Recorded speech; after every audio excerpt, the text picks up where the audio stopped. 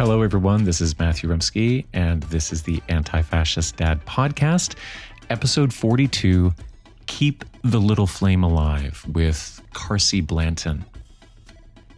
You can find me on Blue Sky and Instagram under my name, and I'm on YouTube and TikTok as Anti-Fascist Dad. And the Patreon for this show is at Anti-Fascist Dad Podcast, where subscribers get early access to a second weekly episode. Now, this week on Patreon, I've got a little send-off note plus an excerpt from the audiobook of Anti-Fascist Dad. I'm winding down for a much-needed summer break, and I'm getting ready to return on September 9th. Now, to all you subscribers, I'll be pausing your payments for the month of August. And if you don't subscribe, please remember that these Patreon episodes all eventually get unlocked anyway. And once again, I'll direct you to the link in the show notes to order my book, Anti-Fascist Dad, Urgent Conversations for Young People in Chaotic Times. Cotton field, a silver mine, Johannesburg to Palestine. Broken treaties, dreams deprived, we kept the little flame alive. Bobby Seale to Bobby Sands, a picket held in frozen hands. Prison cells, freedom rides to keep the little flame alive. 100 years, 100 more. We throw our weight against the door. And even if we don't survive, we keep that little flame alive. Ford the river, cross the sea, a slave, a rat, a refugee. So the lead vocal there is Carsie Blanton. It's September 22nd of last year, and she's got a group of comrades on board with her on their Global Sumud Flotilla boat. You can hear the waves chopping at the bow.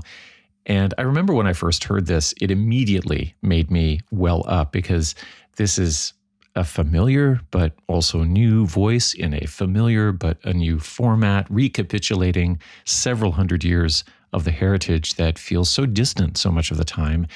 And they're out there singing it on the sea. And the thing that I noticed first was this paradox of the new and the old that every socialist has to carry like a thorny rose. You have your lessons, you have your suffering, you have your stories of resilience, and you also know that conditions are always changing. You don't know what's coming as the sea winds chase you towards the coast of Palestine. And then I looked into Carsie's background, and I saw that she grew up unschooled in rural Virginia and taught herself to read.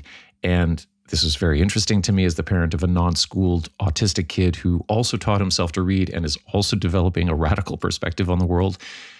And then I found that her music life was triggered by a stack of jazz records that she got from her grandfather. And then it was accelerated by the slow collapse of a music industry.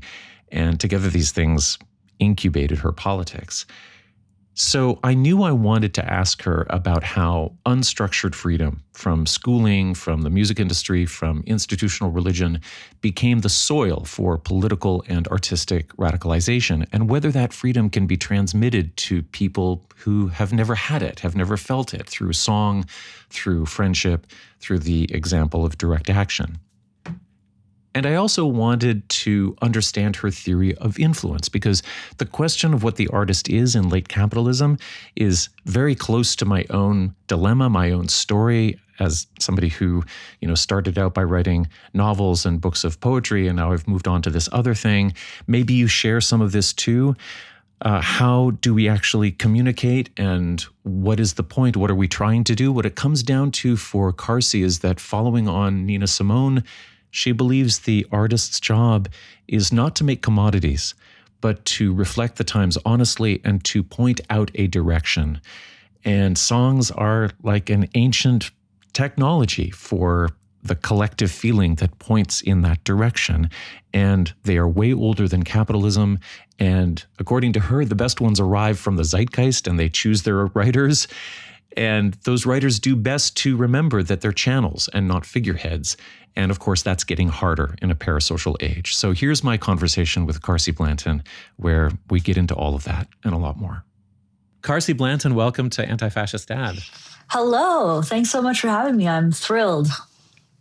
In going through the bits and pieces of your story as they're like scattered across the interwebs, I keep coming back to you growing up unschooled as being at the heart of something that left you open to, I think, a bunch of probably revolutionary learning paths that most kids never hear about, let alone have access to. Is that fair to say?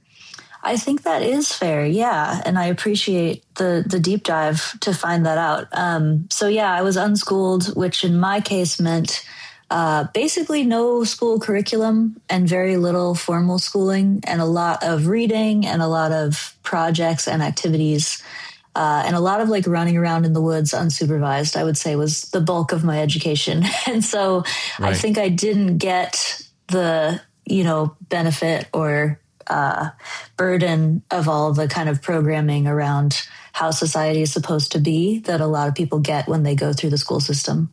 Did you read sort of on your own? Did you figure out the symbols without any help? Did you have some sort of guidance? Because this is a little bit of a mystery to me because we have a kid in the house who basically taught himself. Oh yeah.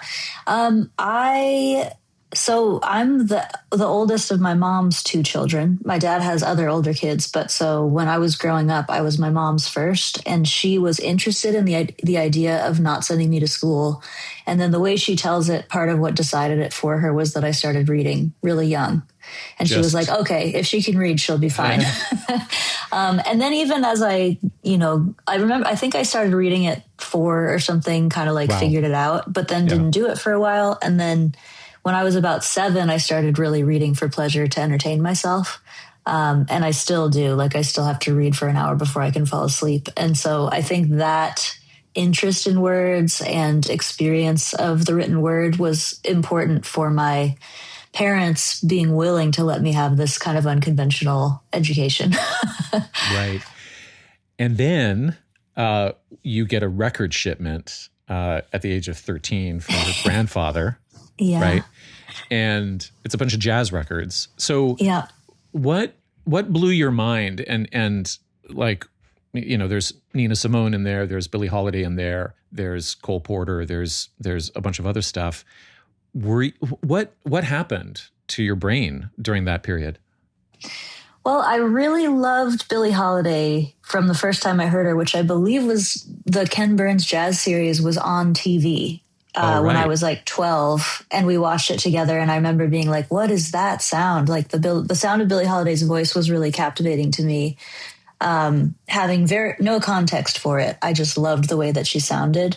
And so I think my parents reported that to my grandpa, who was a guy who grew up in Chicago, had been, was Jewish and ended up hanging out on the South Side a lot and going to jazz clubs. He used to go see Sidney Bechet play every Tuesday, he told me. And so when he heard I had an interest in jazz, he sent me a stack of CDs. And Billie Holiday was sort of my first love. And it was a pure appreciation. It was a pure sensual appreciation of the sound of her voice at first. And then as I got more educated in that kind of music, I became more appreciative of like the context for it, both in society and politically, and who the artists were and what their life stories were and all that. But that came much later. Yeah, well, that was part of my question was like something is going on aesthetically, something is going on with the senses. And then there's this layer underneath of, there's a political story being told, there's a history being contained. And then, that's Nina Simone's entire story. But it impresses upon you first just through the sound. Yeah, totally. And it was like such a big experience to find out probably 15 years later. So like I was, I was like a liberal for most of my life, was raised in a liberal household. And then as I became radicalized to the left, I remember finding out that Nina Simone was a revolutionary after already having listened to her for 15 years or whatever, and just being so thrilled, like, wow, Nina was out there thinking about this stuff. She has that quote about, all we ever talked about was Marx and Lenin and revolution, real girls talk. I remember finding that and being so excited. Yeah. Did you have the feeling of like, I knew it. Not really. No. Yeah. maybe in some mystical way in my heart of hearts, I knew it, but I don't think so. I mean, now it is like, I do feel like she's one of the people kind of on the path in the lineage that I'm trying to follow. And as a revolutionary artist, I and we are always looking for examples and mentors and people in history that we can kind of follow in their footsteps. So I feel very fortunate that I've been such a steadfast Nina Simone fan since I was 13 and that I get to remain one. So going back to Billie Holiday, I don't sing much anymore, but I did a lot as a kid. And I actually got a scholarship for like opera when I was 17, and I passed it up for English and religious studies because I didn't want to do the vocalese. It was opera. I didn't want to sing a bunch of German lieder that I wasn't interested in. Looking back though, I also don't really have any sense of what my own voice was or could have been, because I'm just singing my lungs out through high school. I'm imitating the tenors I thought were most compelling or coolest. This is a long way of asking the question, like, you sing, and, you know, I think a lot of people have said they can hear the echo of Billie Holiday in your actual voice, but there's all kinds of other history and influences. And then the story of the records coming from your grandfather is so important. But you also just sound like you. And I'm wondering how that happens and what it feels like to go from really appreciating, sometimes echoing the things you love, to becoming someone that others will like recognize as being unique. Like, there's a moment where you go, oh, you must go, oh, that's me. I don't know that process has been conscious for me. And this is maybe not a very helpful answer, but This is the truth. So, despite the fact that I love to read both fiction and nonfiction, and like I write lyrics that are pretty direct and about specific stuff. You definitely do. I love science, and I like trying to understand what's real and true, and I love that process. And on the flip side of that, my experience of art and music has always felt very otherworldly to me. So I feel that there's another world where music comes from. And That's been my experience since I was pretty young. And so I haven't consciously worked on quote unquote finding my voice. What I have done is played a lot of gigs and played with a lot of different people and played a lot of other people's songs and just logged thousands of hours of like being on a microphone and trying to make a sound. So I think that process is probably the closest thing to like finding my voice. But the way that I've changed and developed as an artist has really felt like an unconscious process to me. It feels like something that is happening to me as this person being kind of swept along on the tide of the zeitgeist in a way. Yeah. So like, I'm always looking for what interests me. I'm looking for music that I like, but I've rarely felt like I really got to figure out how to write a song that sounds like me. Like that hasn't really been how I've approached my work. It feels more like something that comes to me. Well, I've got some lines in some current songs that I'll ask you about that I think might sort of shed light on that, being swept along or just coming to you in some way. So I'll get to that in a bit. But like moving forward in your life story, you moved to an artist's group house in Eugene, Oregon at the age of 16. Which must be like some huge growth leap, but also you're, unschooled, and it sounds like somewhat feral. Yeah. And so you're probably ready for it. Was that a political community as well? I wish that I could say that it was, but it was like, so I would have moved there in like 2001.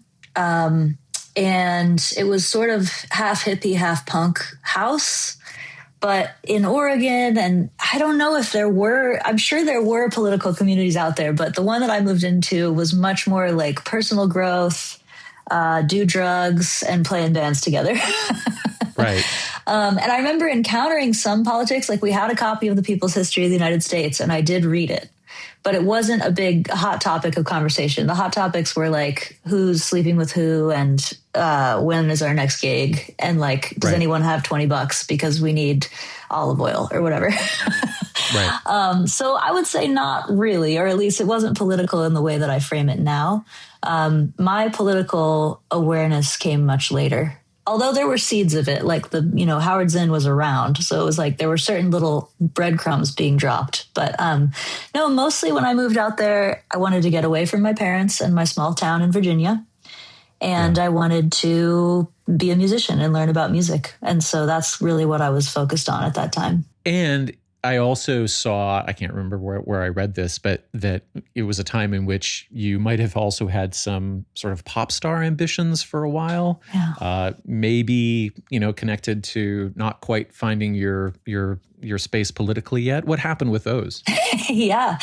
I mean, I think at that time when I was a teenager, it was more like I was just goofing off and being in bands. And then a few years later, when I was 20, 21, was sort of the time that I felt like I had to buckle down and start thinking about what my job was going to be. So I didn't go to college. I think I had done 1 year of formal education total at that point, still at this point as well. So I went to 7th grade and that was it. But so I was kind of bouncing around Eugene in these different communities and doing gigs and also like I was a dog groomer and a barista and just having jobby jobs, And then when I was about 21, I broke up with my boyfriend who was living in the group house and was kind of like having an early, not even quarter life crisis, I hope. And, decided to move to Philadelphia where my mom was living to try and launch a music career. And that was when my ambitions for like being a good, being the kind of musician that could get a record deal or a manager or a booking agent and have a career in music became my primary focus and remained so for probably 10 years, where it was like, it wasn't that I exactly was focused on being a quote unquote pop star, but I was focused on having a sustainable career in music. And to me, that meant a certain kind of success in the industry, like recognizable success. And a certain kind of economy too, which during that same 10 years is falling apart, right? Oh, yeah. Yeah. And I think you've said in a couple of places that was actually a blessing to see that, the commercialization process that I've been told is actually my gateway into sort of sustainability is total garbage. And phew, I guess I don't have to do that. Absolutely. I think of it as a blessing now, but it was very frustrating at the time. I think I got my first manager at 21 and he was just focused on trying to get me a record deal. And we spoke to 3 different A&R people who were ostensibly on the verge of offering me a record deal and then were let go because all the labels were folding and buying each other at that point. I love that. We were interested in a bunch of singers, but we had to buy each other first. Exactly. Yeah. So it was just... We were a little bit distracted. Yeah. It was the perfect time to be radicalized as a member of the working class in the music industry, is how I think of it now. But at the time, I was just like, I'm broke. I don't understand how I will ever not be broke. And it was very frustrating. And again, it took a long time to be able to fold that experience into a larger understanding of capitalism and what it means to be a working person. I mean, an ideal time to be radicalized because it's right in your face that everything that you are meant to do or the pathways towards, being able to grab onto some sort of wage are just bullshit. Like it's not true. And there's always somebody standing around the corner to pick your pocket or to, I don't know, try to I don't know, fool you in some way. Yeah. And so is that what you're getting at? Yeah. And it, again, took me a long time to think of it this way, but how I think of it now is a lot of what used to be called the music industry. So like the mid-90s was probably the peak of the recording industry. So that was when there was billions of dollars flowing through record labels, booking agencies, ticketing, people that offered ticketing at the time before Ticketmaster. Right. So there were all these different little hubs of, middlemen who were essentially skimming off some of the money that recording artists were making in the process of selling those songs. And then through the internet, all of those things got demonetized kind of one at a time. And now we're in a state where some of the vestiges of that dead industry still exist. So like there are still record labels. Right. But I think their model has become like you have to have like a Beyonce or a Taylor Swift for there to be enough extra money that you can afford to employ all of those people who work at that record label. And so the sort of middle class has dropped out the way it has in most industries. And now we're left, though, with these sort of vestigial ideas of like what a manager is, what a record label is, like what you're supposed to do, quote unquote, to have a career in music. What's actually happening is people like me who make songs put them directly on the internet, and we hope we get enough followers that we can sell some tickets to our show. And that's, or have a Patreon, new Patreon supporter. Those are the two sources of income that are left for the most part. Right. And additionally, that the tour or the set of gigs has a political organizing function to it, right? Like it's not, you're not even just selling the music anymore, but, and I'm not saying this is a good condition because of course you've been stripped of so many ways of actually making money, but I think maybe it also encouraged you to think of the gig as not just a commodity, but as a gathering. Yeah, for sure. I often say now it's like when I was coming up in music, the bribes were getting a lot worse. And now the bribes are terrible. So like the bribe to not talk about Palestine, for example, is $0 if we're honest. Yeah, like for someone in my position, there's no extra money to be had by not talking about Palestine. And of course, that's it was scarier a couple years ago. Now it's a very popular position, so it's not as scary. But the same thing will be true for whatever the next thing is. Like, okay, there's a new Red Scare coming up, so we're not supposed to talk about communism. Well, nobody's really paying me enough to not talk about communism. So so I think like for a lot of people in the music industry, there's this process of self-censorship where they're still imagining that there's like a board of record label executives who's going to give them some money if they don't say what's actually going on politically.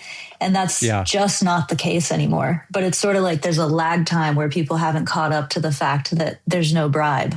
So it's actually just us not saying what we think because we're scared. Yeah. So there's the cop in the head. And I wonder if there's an analogy or a symmetry there to let's say the progressive or the DSA type political organizer who is imagining, well, actually, I think DSA is breaking through here a little bit, but let's say the progressive Democrat organizer who's imagining the sort of centrist, middle America consumer of their political program who they have to please. Yeah. Because, that's the only reason to self-censor if you are now in a digital environment where you're actually just trying to find your own followers. Like there's no reason to imagine some sort of gray middle that's not going to accept you because that's not who you're following. That's not who you're pursuing. I also think I have a fundamentally different understanding now of the role of the artist in society. Yeah. And again, it's something that Nina Simone and I agree on. Nina said the role of the artist is to reflect the times. And that's something that I have thought more and more deeply about as the times have gotten weirder. And now I really take that very seriously. So I consider my role as an artist to be like, I'm out here on the edge saying what I see, even if it's, really far from the popular position. I'm saying what I see in the times, but also I'm trying to like get us to move somewhere. So I'm trying to point a direction rather than just saying what is. And I think that a lot of artists actually can feel that, like they can feel that as part of their purpose, but it is certainly not how our society has framed our purpose. So there's this sort of, I'm seeing this sort of radicalization and awakening process among a lot of musicians right now, where they're starting to be like, wait, if my job isn't to make commodities to sell to a record label, then what is my job? And I think part of our job, which a lot of people are becoming conscious of, is to try to pull the society in a direction. And if you're in the center of it, you're not pulling anywhere. So I think a lot of people are finding themselves pulling to the left right now. Okay, well, let's get into how you do that, how you pull and what helps you pull. Has the unschooling, self-guided learning and reading just continued as you've gone along? That's been a standard, like a continual feature? It has. And I've, as I've gotten more interested in political theory, I've had the benefit of like a lot of great free education that's out there. Like I live in New Jersey, so I go to the People's Forum a lot in New York, and they have these incredible free classes on Marx, or like, let's talk about the Cuban Revolution, or let's talk about all revolutions and just look at them from a bird's eye perspective, whatever. They've got really great education. So I would say I'm actually getting more formalized education than I used to, in that I go to classes, but I also still do a lot of my studying on my own. And I love to be alone with a book still. And so, yeah, a lot of my political theory has come from books. But some of it also now from organizing in the real world. Right. Okay. So we'll get to that. But there's one specific sort of book song connection that I think you've made, which is that reading Mark Fisher inspired the song After the Revolution, which is just, I'm going to link to everything. But there's just so much summed up in that song about yearning towards the imaginary future after the revolution. You'll be a better husband, I'll be a better wife. Mm-hmm. Are there other like book song combos in your catalog like that? I'm sure there are. And I read this question. I meant to write some down, but I didn't do my homework. Okay, yes. I would say the one that comes to mind is The Little Flame, which is a song that has a lot of different historical figures and moments in it. And that song came to me very fast, in like the chorus was written very fast and the form of the song was written very, very fast. But then each verse is just a list of names and places. Yeah. And those I workshopped very carefully and for a long time, because it felt important to me to put together certain themes. Like, for example, there's a line that's Ho, Guevara, Connolly. And I remember texting my brother, like, I need revolutionaries who won their revolution. And I'm going to need two that are 3 syllables. So we're like, oh, that's great. I'm looking through. Yeah. So like that song is put together in a pretty careful way, actually, where I really wanted each list to have a thematic connection and also to be referring to something that I felt I could stand behind. Not necessarily as like, this is a hero, but like this is someone who is keeping the little flame alive, which to me is about hope and also revolution and sort of the little flame of believing in a future that's better for humanity. So everybody who shows up in that song was to me like thematically connected, and it did take I had to have some references to be able to pull it off. And I have a little bit of a mystical theory about songs. What's that? Which is that I'm not the only one who thinks this, actually. A lot of people have come to this conclusion, that songs are roaming the earth free of songwriters. And then when they want to be born, they come and find a songwriter. So I know Tom Waits has said this. Also, like Elizabeth Gilbert had said this about books. That feels very true to me. Not of every song, but of the really good ones. Like they're these free living beings who are looking for someone to write them. And that song really felt that way. Like the song came to me from the other world and was like, I want to be written. And I just remember thinking, I'm so glad you chose me, because I can like really find the right characters for you. And I was like, if you had gone to someone else, not going to name any names, they might have done a sloppier job with the history, but I read a lot of books.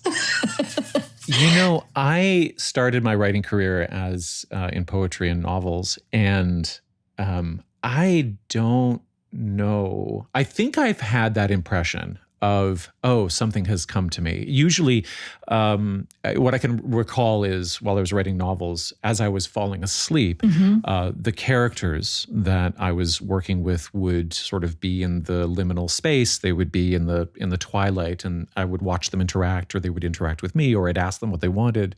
So there was kind of some sort of internal dialogue that was coming to me.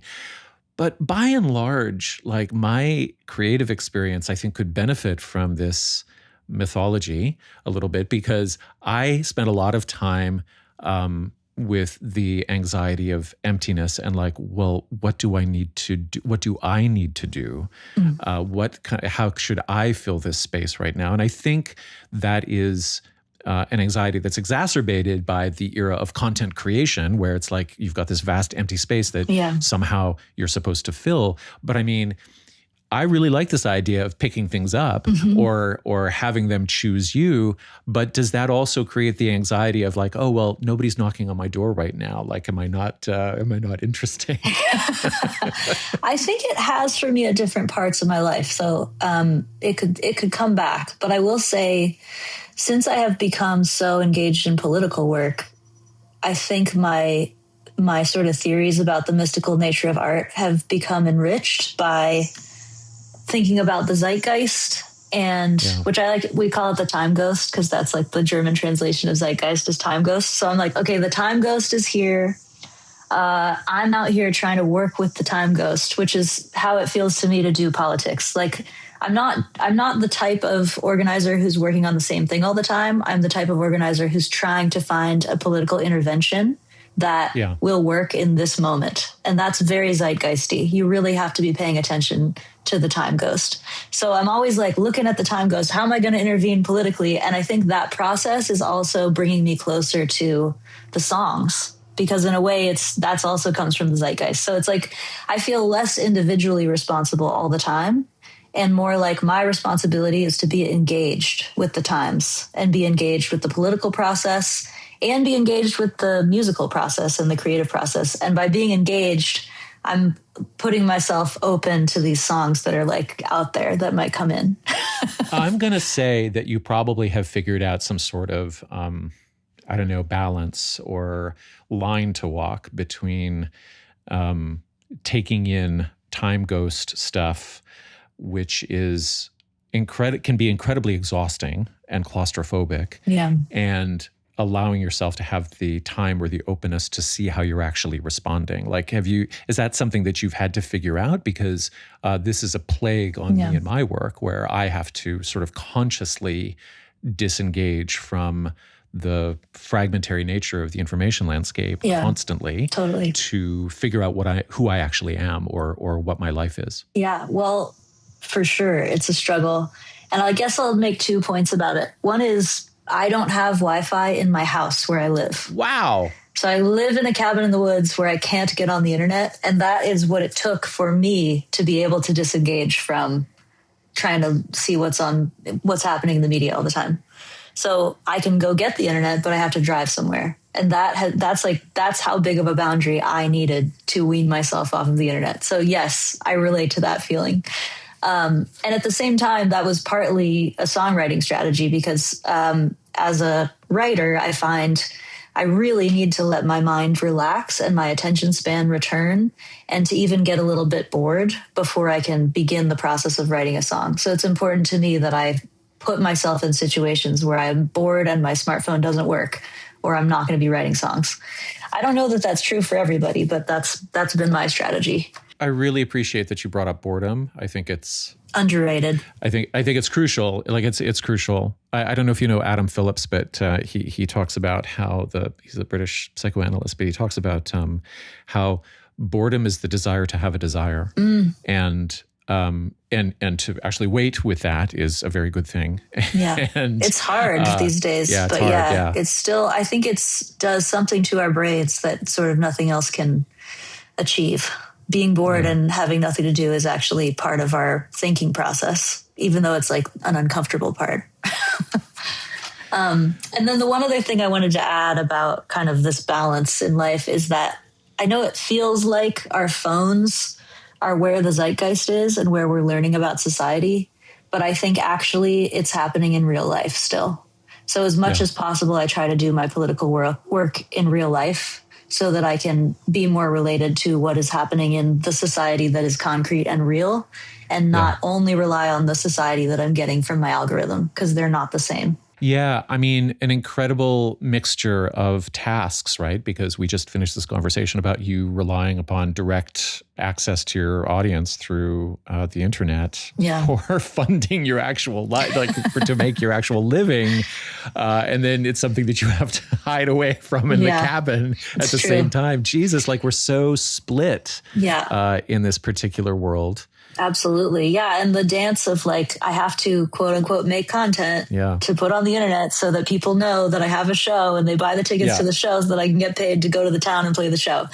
And at the same time, like the content making aspect, I don't really consider an important part of my work as a creative person or as a person. Like it's actually the worst part. Yeah.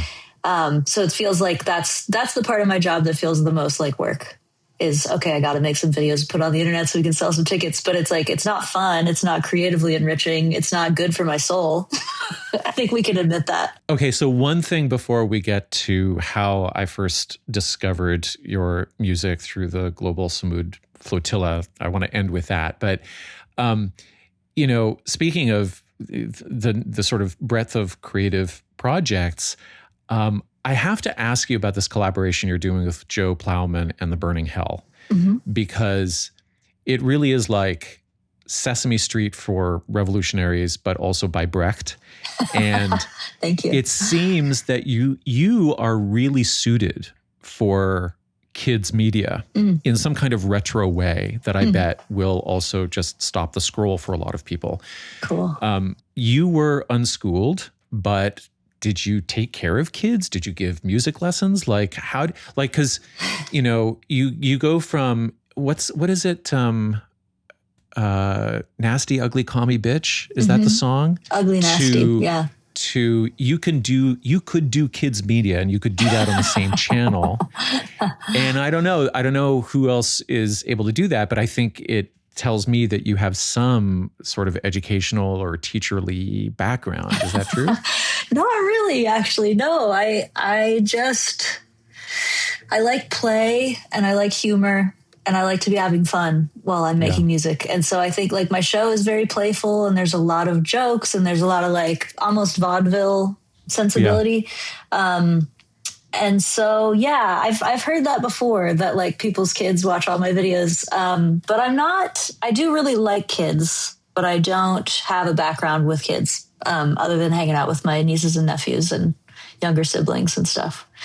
But yeah, I think for me, it's like the inroad there has to do with, the more hardcore I get politically, the more my urge to make jokes and be playful is like a useful element of my creative process. The funnier you can make something, the more hardcore you can make the same thing. And it's like palatable to people. Like a lot of people, I first heard your voice singing Little Flame on the deck of the boat that you were on within the Global Sumud Flotilla.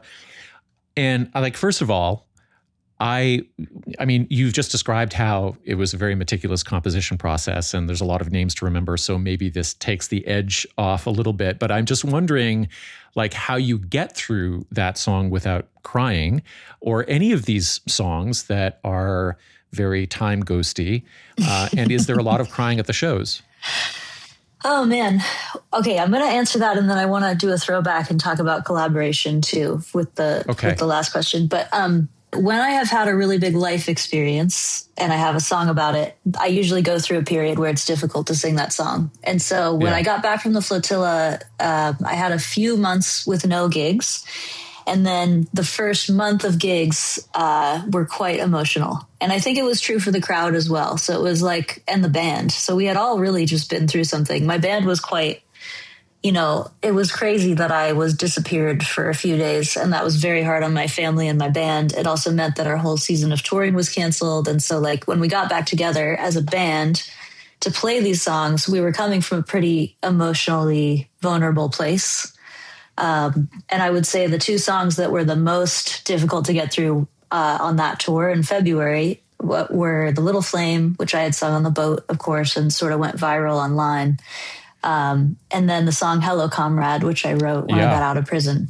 And for a while we were starting every show with Hello Comrade and ending every show with The Little Flame. And that was really just a strategy so that I could get through Hello Comrade and then do the rest of the show. And then if I start crying again on Little Flame, I'm good. So yeah. What about encores though? Was that no encores for Carsie? I think we were doing Little Flame as our last encore, actually, literally as the end of the show. Yeah. Right. Now I feel a little more, back to baseline, so I could get through those songs without crying. But yeah, it's true. It's, especially songs like those, songs like Hello Comrade. I wrote that very fast, and I wrote it the week I got home from prison. And I remember having to sing it 10 times before I could get through it enough to make a video. And I really wanted to put it online for my comrades who had just gotten back from the flotilla. So I remember being in my house all day trying to get through the song without crying. I finally got one take, So yeah, it's a struggle. I'm not going to pretend it's not. But I guess as I integrate the songs more and integrate those experiences more, then I'm able to get through the song in a less personalized way, which is my preference. Like, I like to be able to perform a song where people know that I wrote it and they know that I wrote it out of a real experience, but it's not so raw that the audience has to feel like they're giving me therapy. Or that you are the center of the movement, or that I think I do feel that from watching some of the live gigs, is that you are. I haven't been to one, but like it does feel as though you're facilitating something, right? Like and there's something communist about that, right? Like there's no because we are embedded in a culture of, you know, sort of singular personalities and you know, charisma and so on. And so, is that something that you have to think about, like in a general sense, and as people maybe attached to you, is that something you have to navigate? Yeah. And more. And it's a little bit of a struggle, to be honest. I feel, you know, even though I wanted to be famous as a young person, I'm finding that the way that I've become semi-famous on the internet, you know, which is by like writing these songs about the revolution and then like doing these big, scary direct actions, has created this sense where like people feel so politically hopeless right now. And there's so much cynicism that there's a lot of this sense of people pouring all of their hope into me as an individual. Oh no. Jesus Christ, that's so bad. It's so, I mean, it sucks. Yeah. And I see how it's happening, because people, you know, in our society, everything is special individuals and nothing is about the collective. So I think the phase of my creative work that I'm in now, I'm always looking to depersonalize the work and make it about more people and make it about a community and make it about solidarity. And so part of that process has been collaborating a lot more. So you mentioned my latest album is a collaborative album with another band called The Burning Hell. And Joe Plowman has been my collaborator for the last 16 years. He's my bass player in my band. So we've been working together for quite a long time. Right. And we were on a gig in Canada and we met this other band, The Burning Hell, and we just really had like a very zeitgeisty experience of falling in love with each other's work. So we've been working together quite a lot and writing all these songs that feel like neither of us would have written them alone. And so it's this sort of... They're very weird. They are odd. Yeah, they're very odd. Yeah, I just the Canadian flag song just dropped yesterday on Canada Day, and it was very... very interesting. And I've got to listen to it about 6 more times to figure out what's going on and to see, you know, how, you know, we can send it to Carney. And so on. Yeah, no, it's really been a weird experience. Very spooky, very zeitgeisty to meet those guys. They were just doing a really similar thing in the way they're writing and what they're writing about.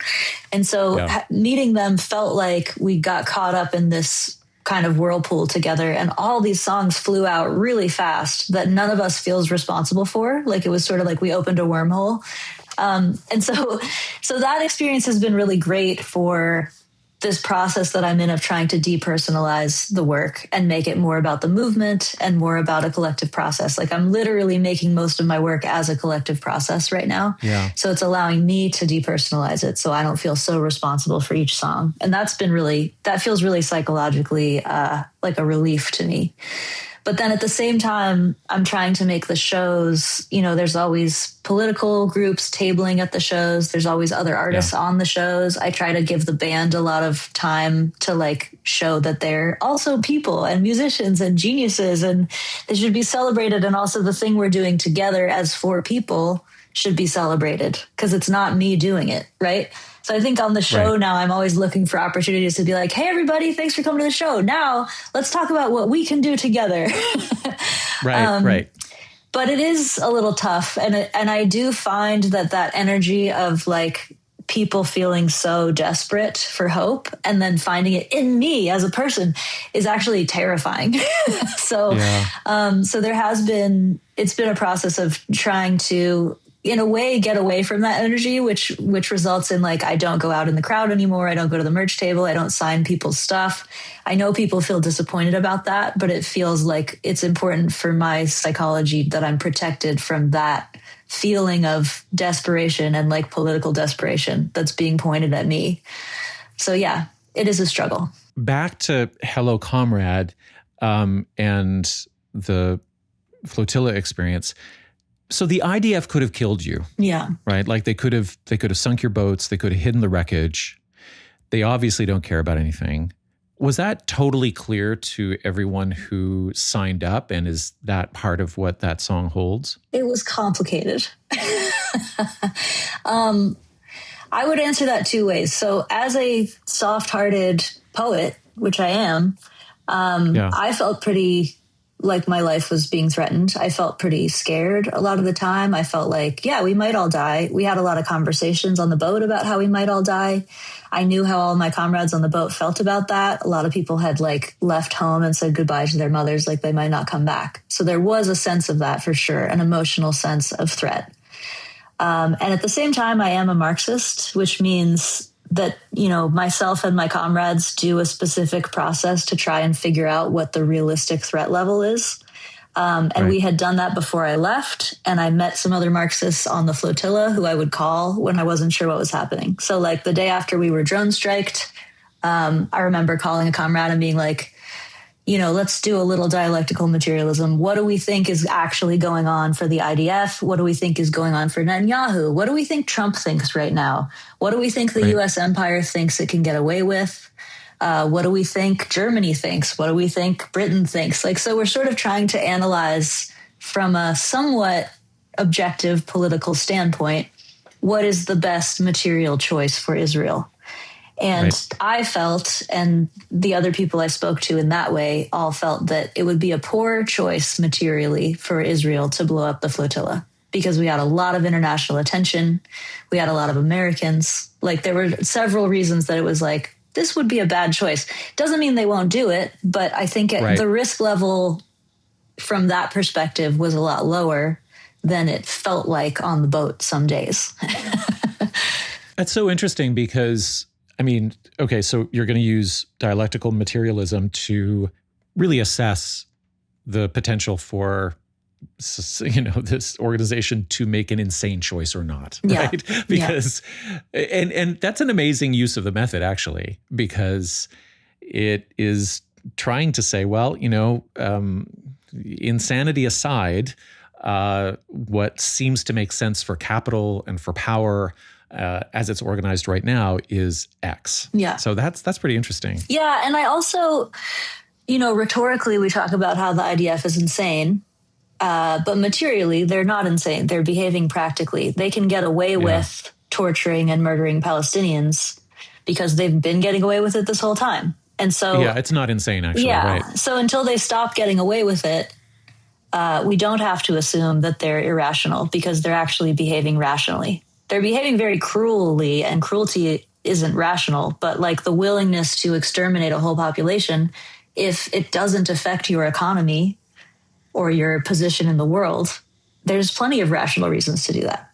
So I think my tendency as a Marxist is to try and, you know, think like a state and try to take into account all of the complex forces. And of course, you can't always do it perfectly, but I think it's always worth trying. And like even the decision to go on the flotilla, once I realized I had that opportunity, in my heart, I felt I really want to do this. But in my head, I had a series of conversations that were essentially, let's do dialectics on this and see if we think this is the right time for this political intervention. Do we think it could work? What do we think the results could be? How likely do we think it is that we're all going to get killed? And if we do get killed, is that going to actually end the occupation of Palestine, or is that going to be a bunch more martyrs for no reason? Right. So I think when you're involved in political action, those are the conversations you should be having with your comrades. And I do try to do that.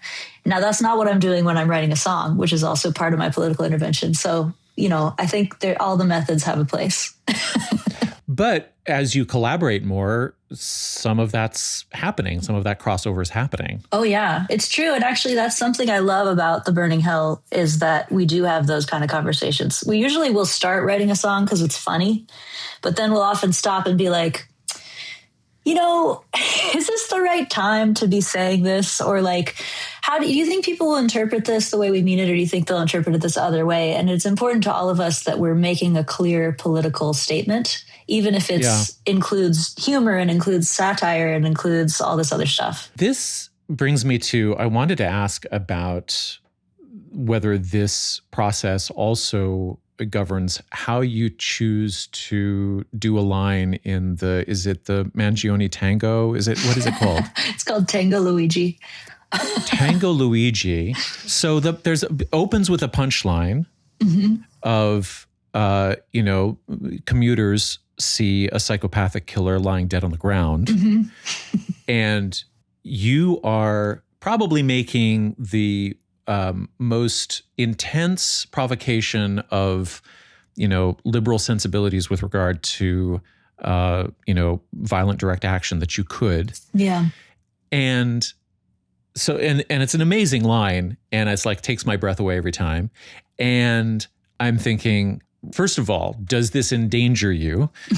Second of all, like, did you work out sort of the timing of how you were going to let that fly? Like, did you go through some sort of dialecticism about, that line as well and how you were going to publish it? I wish I could say that I really did, but not really, no. and I it's a little bit more intuitive. So I think for me, stuff like releasing a song feels like I'm definitely trying to check in on the zeitgeist and see if I think I can get away with something. And that's based on where the zeitgeist is. So that song, and there's another song on the Everything is Great album that says Luigi was right. My mom hates both of those for the reasons that you're bringing up. Right. But I think what I was experiencing as a writer is I was trying to reflect a very widespread sentiment. Yeah. Which was like, I think the most interesting thing about the Luigi Mangione event was how people reacted to it across the political spectrum. For sure. So he basically is a folk hero or a working class hero who just showed up, did a thing, and the way that he did that thing and the reasons he gave for doing it resonated with people in a way that I've never seen anything in my lifetime. Yeah. That was a political resonance that was like transcended the culture wars and transcended Democrat-Republican politics. And it was just about being in the working class and having this rage toward the ruling class. And it was sort of like that action distilled it in a way that was so poetic and symbolic that it's sort of irresistible as a songwriter. Right. Because I can't write that into a song. Like when you say Luigi Mangione, you're invoking this spirit that people know what you mean. Right. And so I don't know. Is it dangerous to say that? Probably. Like, not right now, apparently. It's all there's so many different forces at play in what you can get away with saying and when and how people interpret it. And so I was sort of making an intuitive bet that people were going to interpret it the way I meant it, which I think largely has been the case. And the way I meant it is to say, no war but class war. This guy hit this button that everybody really related to, and that's what it meant to them. So I think making him a folk character in a folk song is sort of like appropriate. Well, and it goes back to the function that you're, quoted Nina Simone as attributing to art, which is like you've got to hold up a mirror to what is happening. And if there is this incredible groundswell of, actually, this is how I feel about social murder. Yeah. And this is how I feel about, the endless sort of parade of stories in my family and the families of my neighbors, of medical debt and, neglect and early deaths. Then who else would, how else would you capture that? Or like, why would you leave that out of the sort of artistic record? Yeah, exactly. And I think, like, as a person who enjoys reading theory, concepts like social murder are important to me intellectually, and I relate to them. But I also, as an artist, I consider it my job to try and translate those ideas into folk knowledge. And that's what folk songs are for. So to me, it's like part of my responsibility is to reflect the times and also to do that in a way that the times themselves can understand. And so I do think it puts me in a slightly vulnerable position. And like, I've studied the Red Scare quite a bit. I think we're probably going into one now with like the Minnesota 15 and the Prairie Land people. They're trying some shit that they've tried before. And 100%. And it's not going to be over for a while, in my opinion. So I think like, I probably am vulnerable to certain kinds of state repression. It's possible that I'm vulnerable to like vigilante justice. But I take that responsibility really seriously, as Nina Simone said, to reflect the times. And so I think if doing that puts me in a vulnerable position, that's part of the risk I take. And the benefit I get is I get to feel this beautiful sense of being on the wave of the zeitgeist and being held in all this solidarity and having like thousands of people hoping to have a song, and then I'm able to sing it sometimes. And so I think it's like the risk to me feels appropriate. And yeah, some of the songs are riskier than others. I guess you probably couldn't do the reflecting job if you weren't at the same time vulnerable, right? Yeah. I don't think you can do it well. I would say the people I see trying to be in this position who aren't willing to take a lot of risk just they're not doing that good of a job. Yeah. I've got one last question, which is that you have obviously not had a typical life. Yeah. And so it might be hard to imagine giving advice to normie kids. But let's just say that you were invited to do a public school performance for grade 9 kids in Kansas or wherever with, less intellectual and scheduling freedom than you had when you were young. Yeah. What advice would you give them about life, about helping each other, about living? I think it has to do with the transience of the way society is set up. Like, I would want to try to impart to younger people that the way you see things operating is just an accident of when you were born and where you were born. And societies change all the time, and they change dramatically. And people's relationships to society changes all the time. And therefore, you can really make it up. You can really make everything up. Everything's already made up, and now you get to make up your life. And you also get to have some influence on how the society works around you, even though it's hard to see sometimes. So I guess I just encourage a sense of like creativity and playfulness in all things, and especially in how we organize our lives and our societies. Carsie Blanton, thank you so much for taking the time. I hope you, I think in Hello Comrade, you say, I'm sleeping really hard. And so I hope as you continue to journey and tour that you get some good hard sleeps in still. And maybe I'll get to come to your show in Toronto in September. That would be great. Yeah. And I can meet you there, and keep safe. All right. Yeah, please let me know. I'll put you on the guest list in Toronto. Thanks for having me. Thank you. Hello, comrade. Did you make it home alive? You remember how we said that we would laugh if we survived? I ain't laughing yet, just sleeping pretty hard. You remember how you looked at me and yelled across the yard? 100 years and I cried just like